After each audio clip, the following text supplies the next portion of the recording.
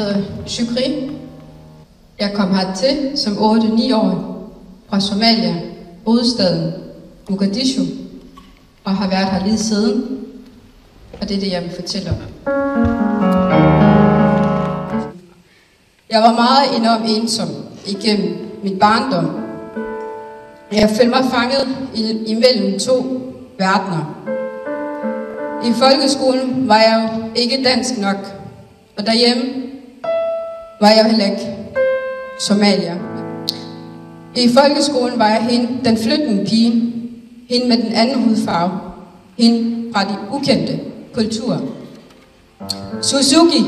Suzuki, de nære barn, lille sorte sambo, blev jeg kaldt. Derhjemme havde jeg forældre, som ikke vidste, hvem jeg var. De forstod jo mig ikke. Jeg var jo dansk på en måde, som de ikke kunne forstå. Mine forældre havde deres traumer, de havde deres længsel, de havde deres familie, så de var også ensomme. Men det vidste jeg ikke. Det fandt jeg ud af, da jeg først blev voksen. Så forstod jeg bedre. Jeg fik bare at vide, få noget at spise, knokle, arbejde, lære, studere. Så jeg vil gøre dem stolte med hensyn til uddannelse. Lige indtil jeg selv blev ødelagt. Jeg gik ind i en depression, som varede langt ind over mit voksendom eller ungdom. Jeg skulle helt ned i min grund for at kunne bygge mig selv op igen. Jeg mistede mig selv, for hvem var jeg egentlig? At tage en uddannelse og knokle i skolen var det eneste identitet, jeg havde i mange år af mit liv.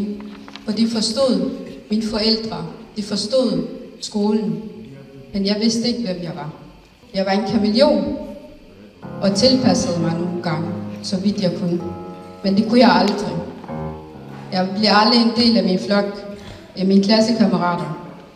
Jeg prøvede og prøvede. Jeg tog mit tørklæde af på vej til skolen, tog mit tørklæde på vej hjem. Det lykkedes mig aldrig at blive en del af flokken af klassekammerater. Derhjemme var jeg deres datter. Derhjemme var jeg bare Shukri. Men jeg vidste ikke, hvem Shukri var. Jeg vidste ikke helt 100%, om jeg kunne genkende og forstå, hvem hun var. Allerede tidligt tænkte jeg, hvem er jeg? Hvorfor er jeg her? Hvorfor skal det være sådan? Men på et tidspunkt, så kom der en tid, hvor jeg fandt ud af, hvem jeg var. Jeg var stærk nok til at være ligeglad med, hvad alle andre tænkte om mig, også mine forældre. Jeg fandt ud af, hvem jeg var endelig. Det kom meget sent, men det kom også meget smukt.